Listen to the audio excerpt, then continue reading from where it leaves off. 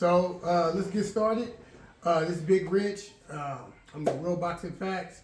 This is gonna be our second or maybe third interview we did. We did one interview back in the day. Yeah. But this is maybe our third interview with my boy Townbiz from Oakland, California. And we're getting ready to go live. We're getting ready to do our thing. You know what I'm saying? We'll talk about some boxing. We'll probably get into some Shakur Stevenson, you know what I'm saying, and Frank Martin. And we'll probably talk a little bit about the fight that's coming up, you know what I'm saying, with Canelo. You know what I'm saying? And we're going to talk about some things today.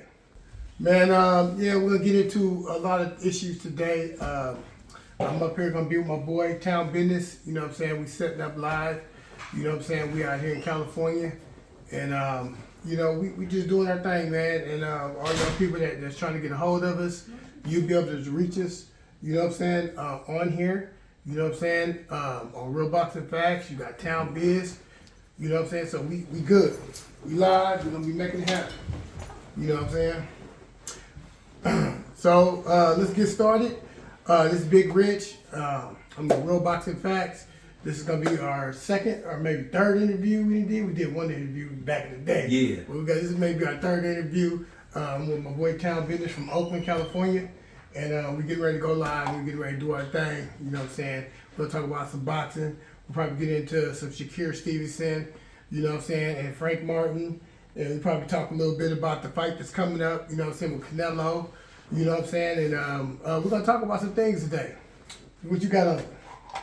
Man, we can talk about whatever you want to talk about as far as the boxing realm go. A lot of interesting news came out today, good and bad. You know, it appears that Devin Haney is official. He's coming back home to fight in the Bay Area, December the 9th at the Chase Center in San Francisco, California. Devin was born in San Francisco, raised in Oakland until he relocated to Las Vegas. So this is like his homecoming party. And then also the disturbing news and disappointing news about Frank Martin pulling out of the fight with Shakur Stevenson. You know, just very disappointing to just hear about this. And this is just a long list of some of the antics aligned with some of the fighters in the PBC, and in particularly the guy by the name of Al Heyman.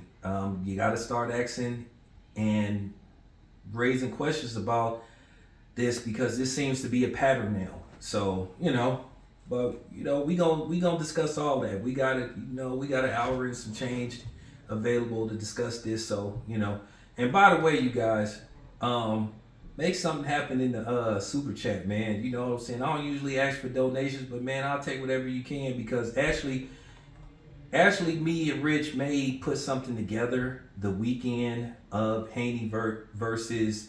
We may have we gonna come up with a location, and we may with some of the local people from the Bay, some of the local media. I guess first topic we get into is Canelo, and you got them Charlo boy. What do you think about that fight, man? Well, I'm gonna be honest.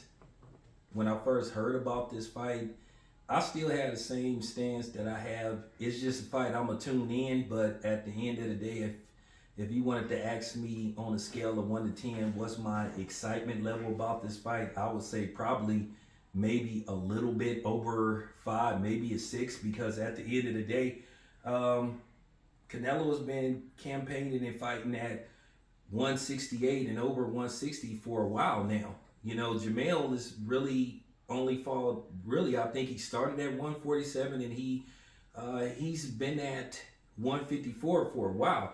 And he just jumping up 2 weight classes. So at the end of the day, in all likelihood, if you look at the Las Vegas odds, he's an overwhelming underdog in this fight. So why would anybody think that Jamel is gonna win this fight? I mean, anything could happen, but it's just highly unlikely that Jamel just goes up 2 weight classes and beats Canelo. Whether we like Canelo or not, and whether we think Canelo is a legitimate, you know, #1 pound for pound fighter, at the end of the day, he's still a good fighter. If Canelo loses this fight, then to me, it just comes across, it'll be revealed to me that Canelo is what he wasn't built to be. It will come across as he's overrated to me. And I think if Canelo loses this fight, where he has basically every damn advantage you could think of, I think Canelo should retire. So the advantages that you're talking about, I heard some people talking about that Canelo have always had a 5 round built-in thing for him. So any fighter that he fights, the fighter literally has to overcome the 5 rounds just to win the fight. Like the Laura fight, you know what I'm saying? When he fought Laura, we know what happened in that fight. You know what I'm saying? And Canelo's a good fighter, but not only is he a good fighter, but he also has a built-in 5 rounds. And a lot of great fighters have that because of the amount of money that they bring in. You know what I'm saying? So do you think that's going to be a factor in this fight? Of course it is. It's always, listen, if you look at the fight with Bilboa, a fight which he was thoroughly dominated, you know, I've watched that fight at least 4 times since the fight happened. And at first, I gave Canelo maybe at best, like maybe 4 would be generous, but when you watch that fight, Canelo may have only won 2 rounds. And then here's the thing, you already at a disadvantage when you fight Canelo. You're automatically down 4 rounds. So basically you have to play catch up. And then when you read the results of the fight, I think all 3 of the judges had Bibble winning 7 rounds to 5. When Bibble clearly won between 9 and 10 rounds. So, but that tells you right there, like even against Floyd, one judge had a draw, and that's what I'm saying inherently about that 5 rounds that's built in. That in that fight, you said that you gave him maybe 3 or maybe 4. You know what I'm saying? But the judges gave him 5 rounds. That's my point. How can you have 5 rounds guaranteed in the bag? 4 rounds or 5 rounds, either one, that's guaranteed. And anybody that Canelo fights, he's given that. So technically, only thing Canelo got to do is win another. If they give him 4 rounds, he just got to win another 3 rounds. You know what I'm saying? And he won the fight. Jamel may have to put Canelo on his ass at least twice just to get possibly a draw. Man, that's gonna be crazy. That's gonna be like that's gonna be very hard to do because of Canelo's chin. He has a chin. He has a solid chin. I think maybe what's his name, brother, damn near knocked him out. But that's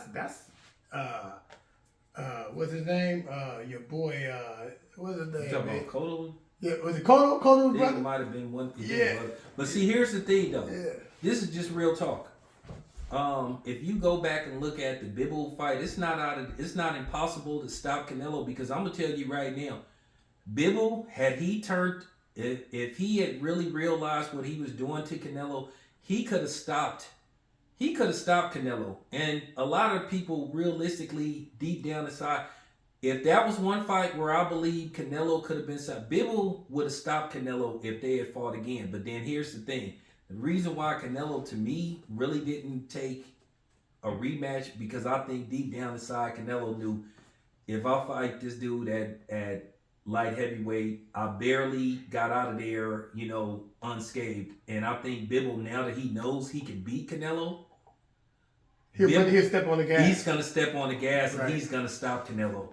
And at the end of the day, where, Canelo is big, according to, when you look at the comparison with him and Charlo, well, Bibble is way bigger than Canelo.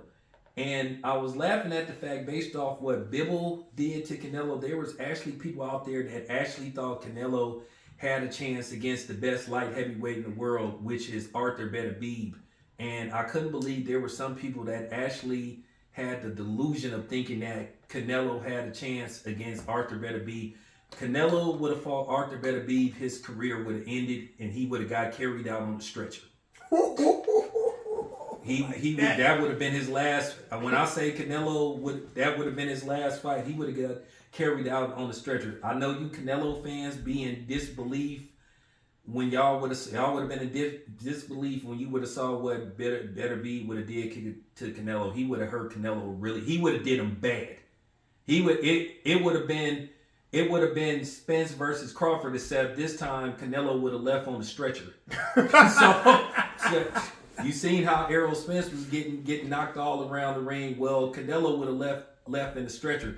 You seen what Beterbiev has been doing to light heavyweights. This is a man. This is a man who's knocked out everybody he's fought. Nobody has went the distance with this dude. So y'all think Canelo, a dude who started at 147, was gonna go up to light heavyweight and be able to do something with better be stopping? Hey, Town, now, you know those Canelo fans that's out there. Hey, I love y'all, man, but Stop the cap. The stuff that he's talking is real talk. You know what I'm saying? That you can't suspect, especially Canelo's on the down. He's on the down anyway. Slide. So if he go into that fight with Benavidez, you better believe like what he's saying might happen with Canelo. You know what I'm saying? Because the man has knocked out everybody he's fought, and it's like he like he said, Bibble would have stopped him. Bibble would have stopped him if he wasn't. If I think Bibble's game plan was just to outbox him and just be worried about that hook that Canelo got and just be honest. You know what I'm saying? Just keep it honest and just outbox him. But I think, like you said, if he would have came in for that second fight, he would have just went for it. You know what I'm saying? And he would have got it too. Yeah, he would have got it. He would have stopped Canelo, like I said before. Do you think Charlo got the heart though to do that? But see, here's something where Charlo might have one microscopic chance of doing the unthinkable, and I'll say this much: I did look at Canelo in his last fight against John Ryder. This might be why some people think that Charlo has a chance, because Canelo didn't look that great versus John Ryder. Some people say, "Oh, well, he dropped him." Well, see, here's the thing: he dropped him, but he couldn't stop him, and they fought in a ring, Rich, that was smaller than your living room. Right. And he still, I mean, this living room is relatively big, and the ring was 18 feet. the ring was half the size. I swear that looked like that was like maybe a 12 by 12 ring. That ring was small as hell, and Canelo still couldn't do nothing. And you got people saying, well, he dominated every ring. You supposed to stop a guy like John Ryder. They gave Canelo every advantage that he had. It was in his hometown or near Guadalajara. It was like the ring was the size of a small bathroom, and he just couldn't get the dude out of here. So this is why I think some people are believing that Charlo got a chance. Now, we'll see how Canelo is looking and how motivated he is. But then you hear some things about Charlo. You know, Charlo kind of admitted that it's getting tough for him to gain the weight, and he's looking a little bit slower. So this is why some people think he may be stopped. But we will find out shortly. Well, we know that one thing we know about Charlo is that he coming to fight. He ain't coming to lay down, and that's gonna make a good fight. You know, whether he can win. See, this is the reason why I don't think that Charlo's gonna win the fight. I know Charlo's gonna bring the fight, but I know he ain't gonna win. The reason why is because Canelo signed a $100 million 3-fight deal, $100 million deal with PBC. So that means this is literally the first fight. So he has to finish this contract. So he's going to win this fight. You know what I mean? And he's going to win the second fight. Now that third fight against Benavidez, if he fights Benavidez, I don't know about that fight. Benavidez is going to bring it. Well, that's funny that you brought this up, because you've been hearing also that the other Charlo been like in the works to be like maybe the other fight, the next fight. And Jamal did an interview recently, and he was kind of hinting that he may be next. So basically you could have Canelo go through both of the Charlo brothers, and then the third fight, which me and you both know the third fight was more than likely originally supposed to be Errol Spence, but then, you know, Crawford put a halt to those plans. David Benavidez, as far as Canelo versus David Benavidez, Canelo to me has given no indication that he wants any parts of David Benavidez, no matter how much he says, oh, I'm not ducking anybody. Well, here's the thing: you've had opportunity to fight this dude, and it just appears you're not interested in this fight. And then you also got to look at the other David Morrell Jr., who could be an option for Canelo. And by the way, David Morrell Jr., even though he has little experience, you know, as a professional, he's picking it up. He gets better and better every fight, and this could be the dude that can slip through the cracks and come out of nowhere and be a force to be reckoned with, because I see that in him. He's getting better and better every fight. So you think to yourself, well, could he be an option for Canelo? Yeah, he could, but then that could be that could be buyer beware because that could backfire on Canelo the same way that the Bibbo fight did. So, I just don't think Canelo has any interest in fighting David Benavidez. I think that third fight they'll try to find a credible dude for him. But well, there's a fight that just came on the horizon after what Bud did to Earl. I mean, Bud really wants to fight Canelo. Yeah, but okay, well, that could be the third fight. Okay, but here's or the second fight. That could be the second fight. Yeah, but here's the thing, though. They're gonna, in all likely, want it to be somebody that's truly connected with the PBC. Bud isn't really a PBC fighter. Bud is still he's still an independent contractor because basically it was just a 2-fight.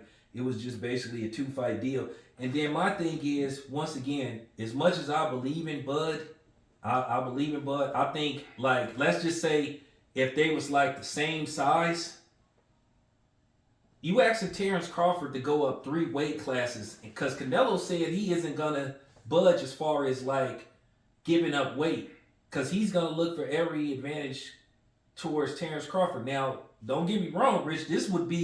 You're talking about this may be $120 million purse.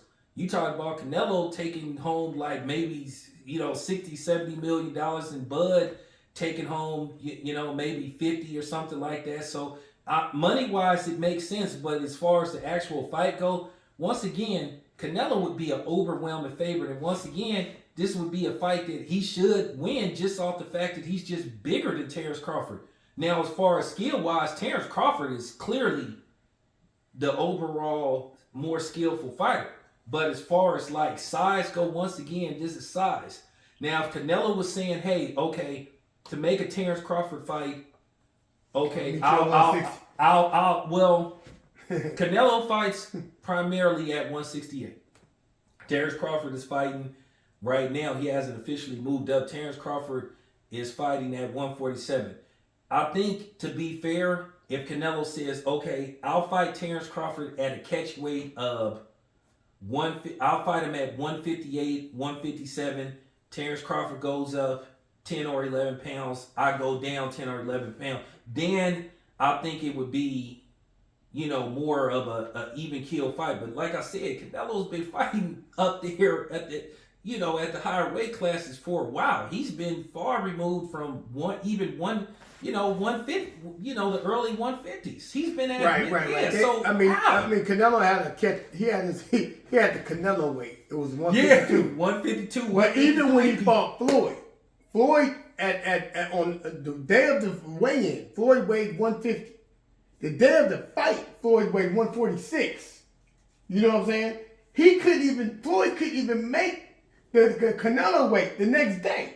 So in terms of weight, I don't really think it matters with Bud's skill set, because Earl Spence is a big fighter. Earl Spence ain't been no 100, and that may have affected his performance in a way, but not in a way where he still wasn't gonna get his ass kicked.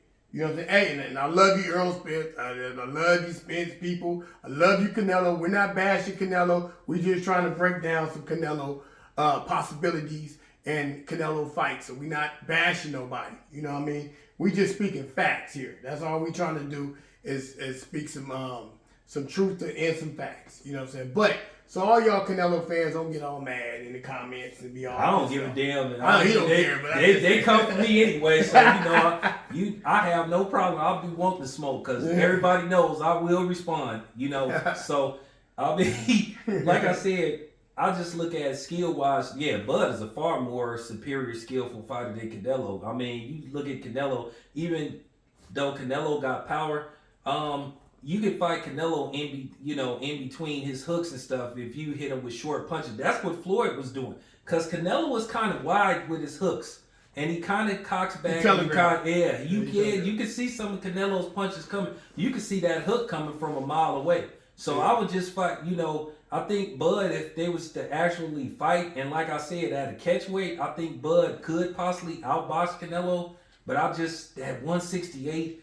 And hey, Bernie the Boxer, if you listen, I'm sorry, man. I love Bud. Y'all know I'm down with T. Crawford. But at the end of the day, that's actually a lot, man, for Bud. I don't think there's ever been a fighter that went up 3 weight classes against anybody, even when Sugar Ray Robinson was fighting. And I don't think he ever went up 3 weight classes. Like I said, to ask Bud to go up 3 weight classes and fight another additional pound-for-pound fighter, that's asking a lot, especially 3 weight classes without a catch weight. Now, I will say this much, and this is real talk.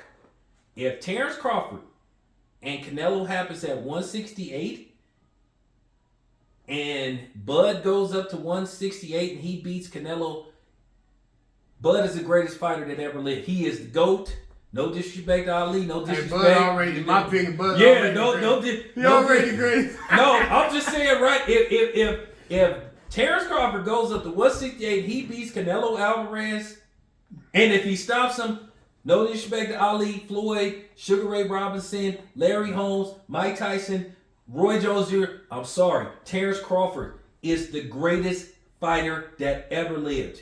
Hands down, it's not even up for debate. So let's talk about what Bud actually said.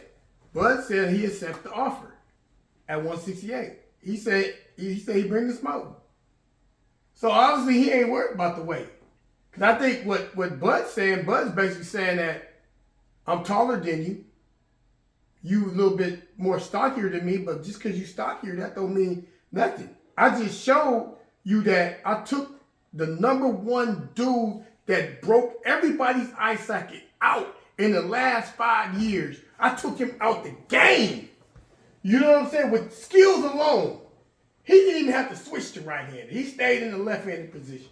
He said the whole fight. He said he decided the night before. So in terms of weight, I don't think it's going to matter. And I think Canelo knows that because I think it's kind of like the same fight that he's going to be fighting with Mayweather. Mayweather sat right there, right in front of Canelo. All night. He didn't run. Walked him down. He walked him down. Now, how a little 146-pound guy walked this big, because you know Canelo, the night of the fight, was at 160, maybe 170. Yeah, I think they said the night of the fight. I think they said he was at least 175. I think they said he ballooned up to like 178, I think. And let me Google that. I just want to make sure, let me Google that. I only Googled Floyd's weight, but let me Google that and make sure, you know what I'm saying, that he was, you know what I'm saying. I think he ballooned up to like 168. I think he ballooned up to like 170.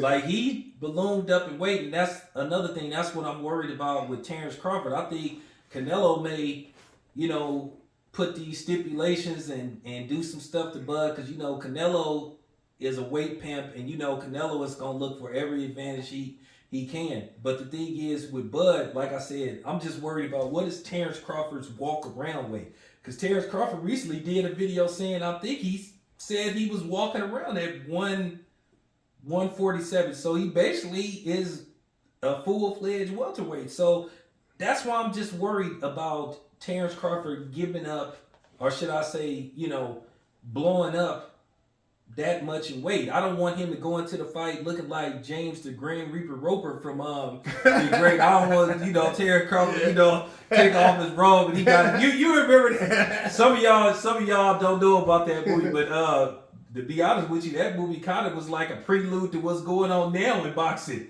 That movie for real, the Great White Hype. Y'all make sure y'all Great White Hype. Go check that out on YouTube. Yeah, I want Bud looking like James the Grim Reaper Roper. Going up to fight Canelo at 168. But that's what I'm worried about. So your body transformation going up that much in weight. Because keep in mind, remember when Tarver went up in weight, and then he went up in weight to do Rocky, what was it? Which one of them? Was it Rocky 6 or something? Rocky, yeah. To do that with Sylvester Stallone. And then right after that, he fought Bernard Hopkins, and he got beat down. Beat bad. But it was a replay of what your boy Roy Jones did. Remember, Roy Jones went all the way up to heavyweight, dropped all 30 pounds to come back down and fight your boy Tarver, and then he barely won that fight, barely, and then his ego got him back into that ring in the second fight, and he got knocked out. Roy should have never. You should never took that. Never let your ego get the best of you. Roy should have never took that second fight. He had won. I thought he won. He barely won. Barely won. I had him winning, and I thought Roy. To me, I thought Roy, after he had beat Luis, I thought he should have retired. I think Roy, that would have been the greatest swan. That would have been a great swan song to go up and win a title at heavyweight and then just walk away. But I think Roy, his ego, the ego, and I think the checks got the best of him. Yes. I was heartbroken when I saw that second Tarver fight. It was just, I was just in. I was hurt. I remember that fight like it was yesterday, and I was hurt. I was hurt because for the simple fact that if y'all ever watch somebody who was one of the baddest motherfuckers in the ring, and Roy used to throw triple left hooks. You know what I'm saying? He brought that on the scene. Triple left hooks, and he would go bake cookies. He would play a basketball game. Rapping. Come on, rapping. And he'd come in. If Roy wasn't that bad on the mic. Hey, you must have forgot. Compared to what's out now, Roy. Yeah. Roy looked like Kendrick Lamar compared to who rapping now. Hey, you better not say his name wrong, because Roy pulled up on Fat Joe. For putting his name, lean back. Yeah, Roy pulled up. He pulled up on him. Luckily, Fat Joe for him had like about 20 dudes. 20 goons with him, yeah. Because otherwise, you would have heard about Fat Bing, Joe bing. getting beat the fuck up. Shout out to Fat Joe, man. Shout out to Fat Joe. So what do you think about that? What Frank Martin just did with Shakur Stevenson?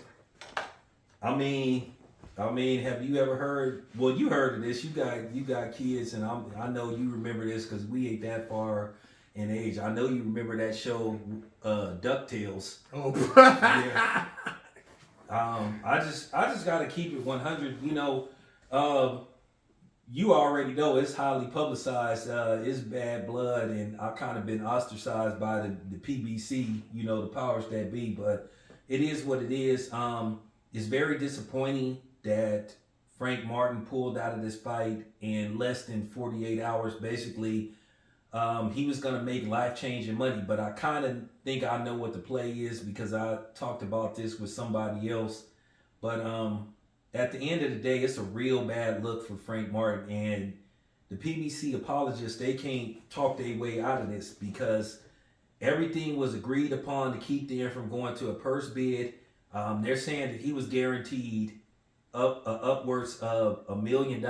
Woo! That's the most money Frank ever made, right? Frank Martin versus Rivera, he made 75 racks. God damn. So technically, Rich, he made less than what you make. But that's your job. But shit. I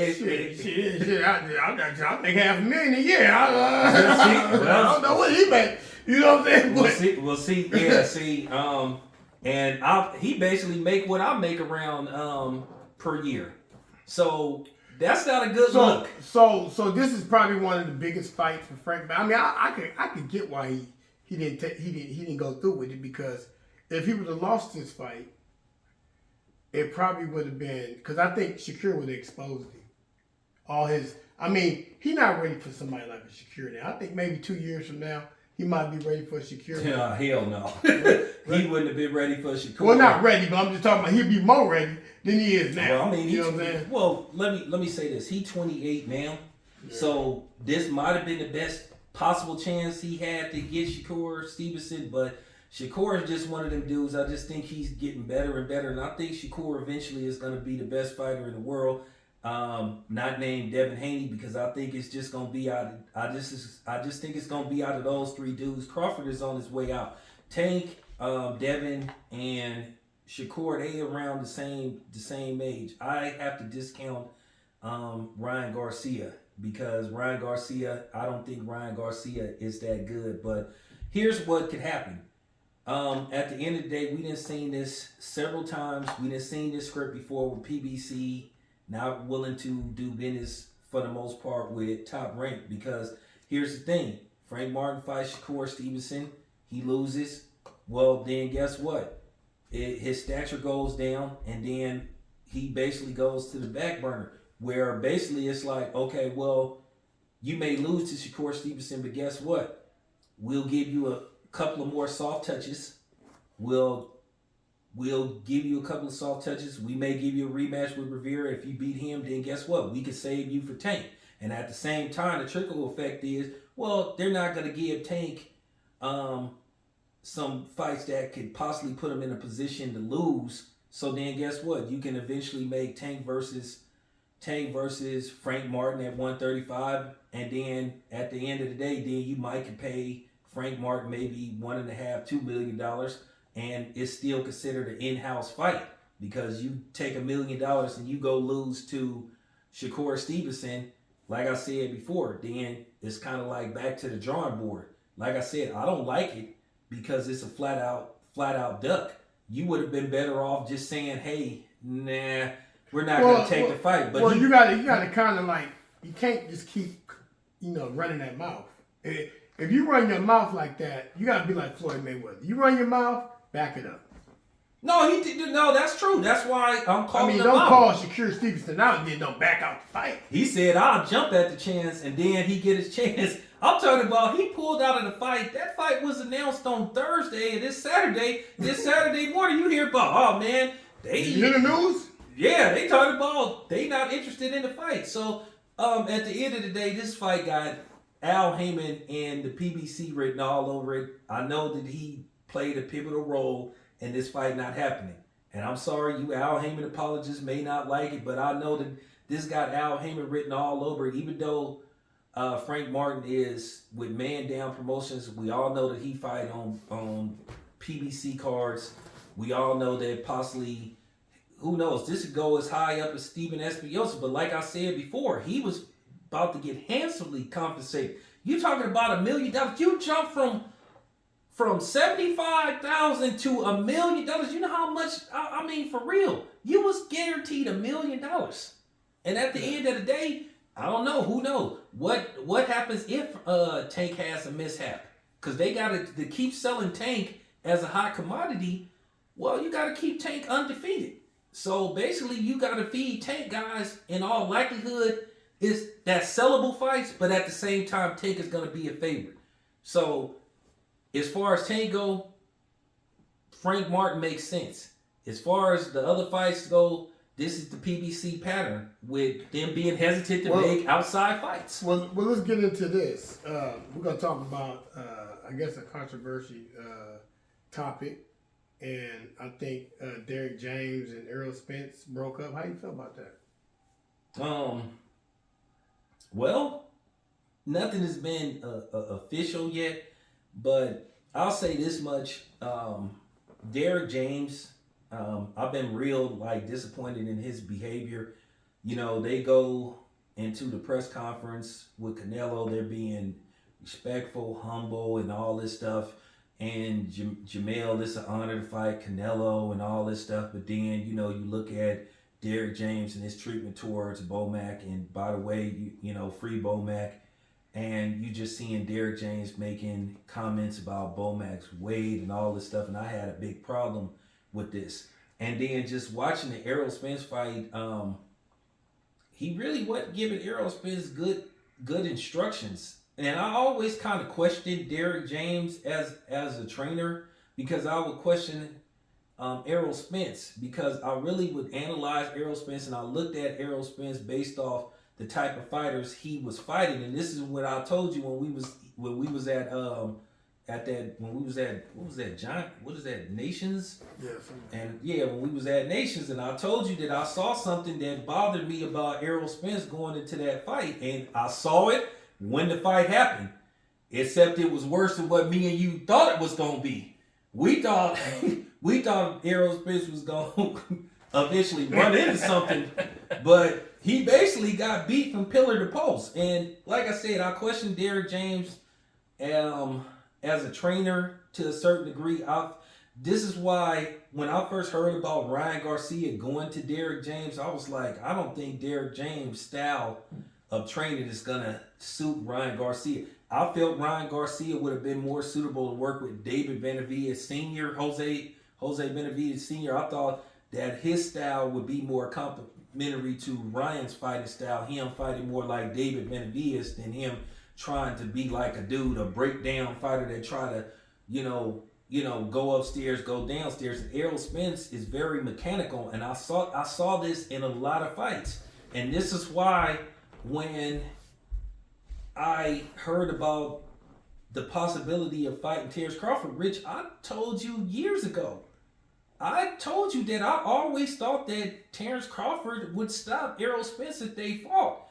I saw it back in 2018 when he fought Jeff Horn. I was at that fight, and I saw it right then and there. When I saw what Terrence Crawford did to Jeff Horn, I said he gonna beat Errol Spence if they fight. A lot of people said I was delusional. Everybody thought that Errol Spence, as soon as the bell rung, going into the fight with Terrence Crawford, a lot of these delusional people thought that Terrence Crawford was going to get hit with one punch and he was going to go down. I was like, what are you guys smoking? But getting back to Derrick James, I questioned a lot of his training methods towards Errol Spence, because Errol Spence is just like very mechanical. And to be honest with you, he could be predictable. He really didn't make that many adjustments with Terrence Crawford. But Terrence Crawford, like I said, he watched Errol Spence. He studied Errol Spence. He had an answer for everything that Errol Spence tried to do. Errol Spence could make no adjustments in that fight. And the piggyback on that, shout out to Derrick James and Errol Spence. You know what I'm saying? But Errol's my guy. But in these type of fights, when you fight somebody like a Terrence Crawford, I think Errol Spence didn't do enough video study. Because if he would have just studied Terrence Crawford, he would have knew that he's so complex. I mean, watching Terrence, when I was with Terrence Crawford out in San Mateo, he taught me a lot, man. Just being there with him, and how it wasn't even so much his boxing, it's his IQ. Man, it's how smart he is when he's in that ring. The stuff he was teaching Devin, I was amazed. I was in his corner. I did 9 rounds with him, and it was just like, it was amazing. Like, he's one of the best. Matter of fact, Bud himself is an amazing coach. You know what I mean? You think about a fighter, he's an amazing coach. He's a boxer's coach. You know what I mean? And it's like, if he has that type of mentality, you know what I'm saying, as a coach, you already know if you're in the ring with him and you do something wrong, he knows how to, you know what I'm saying, break you down. As soon as you do something, it's just like Floyd. Floyd takes like 1 or 2 rounds for Floyd to get you locked in. Bud, man, it looked like to me, Bud had Earl locked in after a round. After a round. No, but wait a minute. Okay, I want you to let people know, this is something that he told me when he first went there. For some reason, I don't know why I didn't get the invite. Bill Haney. Bill, you supposed to call me, bro. But nevertheless, that's neither here nor there. That's why I agrees. But you had told me, tell the Bud fans and tell the people when you was there about Bud's strength. And when people were sitting up thinking about Errol Spence was going to have this ginormous strength advantage over Terrence Crawford, I already knew Terrence Crawford's background. I knew he was a championship caliber wrestler. Yeah. But tell him about Bud. Man, let me tell you something. And this is what a lot of people don't know. I was there. I got the video. Not only did he pick up Devin Haney's bodyguard, who's probably about 300 pounds, and slam him. It's on video. You go to Boxing Ego's page. He's got it on video. He also picked up Devin Haney and one of Devin Haney's fighters and had them both in like this and slammed both of them too. Now, this is Bud. This people, y'all didn't see this, but I'm telling you, Bud is strong. That he may look small to y'all. He may look skinny. He may not even look like he weigh nothing. But I'm gonna tell you, man, he country strong, man. You know who else strong like that? Ox, man. I'm telling you. You know who else like tall and strong like Snoop Dogg is like strong? Oh yeah, Snoop too. He tall.